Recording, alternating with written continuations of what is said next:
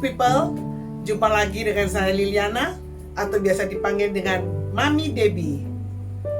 Saya berharap Anda semua dalam keadaan sehat dan tetap melaksanakan himbauan dari pemerintah untuk tetap stay at home. Tetap bekerja di rumah bersama keluarga tercinta, dan apabila terpaksa Anda harus keluar rumah, pastikan Anda tidak lupa untuk menggunakan masker dan sering-sering cuci tangan. Saya mengucap syukur di mana saya masih diberi kesempatan untuk bisa sharing dan memberitakan janji Tuhan supaya dapat menjadikan berkat bagi kita semua. Saudara, hari ini saya ingin mereview atau mendiskusikan sedikit mengenai pandemi corona, di mana virus corona ini hampir tidak bisa terdeteksi dengan mata kalau kita tidak melakukan suatu tes, karena banyak orang yang sudah tertular dengan virus corona ini tidak menunjukkan adanya gejala seperti badan panas, sesak nafas, batuk-batuk, dan sebagainya. Bahkan sebagian orang tidak mengetahui bahwa mereka sudah tertular dengan virus corona ini. Banyak orang masih bingung untuk menyebutkan virus corona atau COVID-19. Apa bedanya? Corona adalah nama virusnya, sedangkan COVID-19 adalah nama resmi untuk penyakit yang disebabkan oleh virus corona tersebut. Jadi saudara-saudara, jangan salah dalam menggunakan istilah virus corona dan COVID-19 ya. Nah, yang membuat virus corona ini menjadi sangat berbahaya saudara adalah karena kita tidak tahu kapan dan di mana kita akan diserang. Banyak tokoh-tokoh hebat yang tumbang berjatuhan karena tertular oleh virus corona ini, seperti pejabat negara, hamba Tuhan, selebriti, dan orang-orang hebat lainnya. Bahkan seorang dokter sekalipun tidak luput dari virus corona ini. Saudara-saudara, banyak orang yang merasa bingung, gelisah, dan panik di tengah situasi pandemi corona saat ini, di mana setiap hari jumlahnya penderita positif corona terus bertambah dengan drastisnya. Lalu bagaimana dengan sikap kita sebagai orang Kristen? Apakah Anda juga ikut merasa bingung, panik, dan gelisah? Saya sarankan ya saudara, jangan bingung, jangan gelisah, dan jangan panik.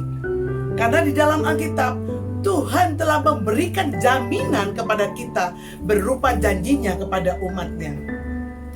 Kita baca di dalam Mazmur 91 ayat 5 sampai 6 dikatakan, engkau tak usah takut terhadap kedahsyatan malam, terhadap panah yang terbawa di waktu siang, terhadap penyakit sampar yang berjalan di dalam gelap, terhadap penyakit menular yang mengamuk di waktu petang.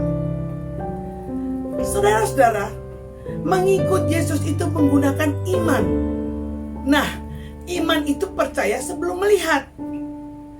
Iman itu timbul dari pendengaran, dan pendengaran oleh firman Kristus. Ini ada di kitab Roma 10 ayat 17 saudara. Oleh sebab itu, orang yang beriman harus percaya bahwa janji Tuhan pasti digenapi. Saudara-saudara pasti tahu cerita mengenai Musa yang dipakai Allah untuk mengeluarkan bangsa Israel dari Mesir. Pada waktu itu Allah menjatuhkan 10 tulah kepada bangsa Mesir agar mereka mau membebaskan bangsa Israel. Dan tulah yang ke-10 adalah kematian kepada semua anak sulung yang ada di Mesir. Tetapi janji Tuhan akan menjamin bahwa tidak ada anak sulung yang mati di antara bangsa Israel, karena Tuhan akan melakukan suatu perbedaan. Ini adalah jaminan Tuhan saudara. Tetapi jangan lupa saudara, bahwa itu ada syaratnya. Pertama, mereka harus tetap tinggal di rumah, stay at home. Yang kedua, pintu rumah tersebut harus diolesi dengan darah domba sebagai lambang darah Yesus. Jika mereka tinggal di rumah tetapi rumahnya tidak diolesi dengan darah domba, apa yang terjadi? Maka malaikat maut bebas untuk membunuh anak sulungnya. Lalu timbul pertanyaan berikutnya, bagaimana Kalau rumah orang Israel sudah diolesi darah domba, tetapi dia tetap keluar dari rumah, maka iblis pun berhak untuk membunuh anak sulung dari keluarga itu. Jadi saudara, karena kita beriman kepada Tuhan dan firman-Nya, sehingga iman tidak berdiri pada pengertiannya sendiri, melainkan iman selalu berdiri di atas firman Tuhan. Iman itu harus disertai dengan ketaatan dan rema atau perkataan Tuhan secara pribadi kepada kita.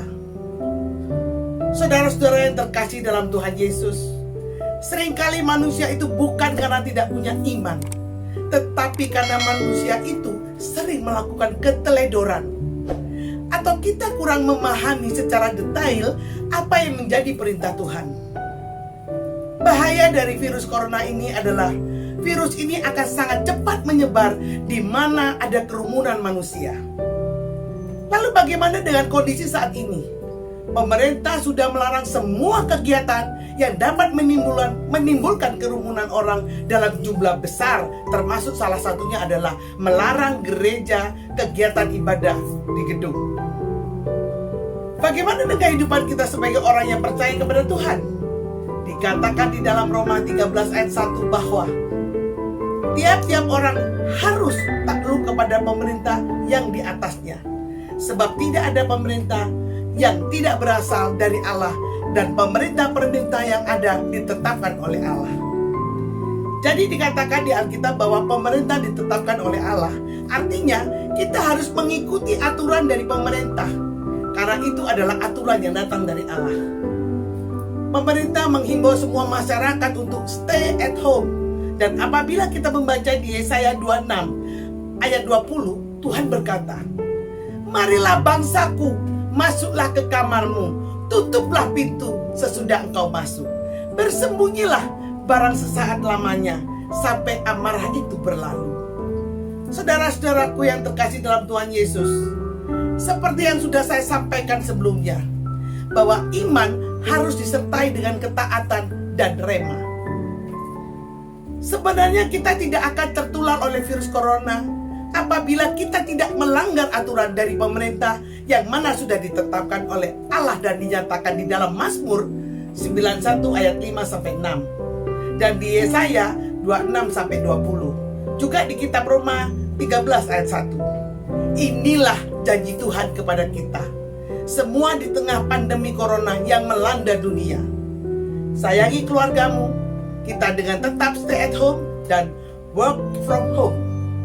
Apabila keadaan tidak dapat berubah sesuai keinginan kita, maka kita yang harus berubah. Ingat, stay at home dan work from home. Semoga teman-teman tetap diberi kesehatan, kesuksesan, dan kekayaan juga kebahagiaan. Saya Liliana, salam sejahtera untuk Anda semuanya. Tuhan memberkati.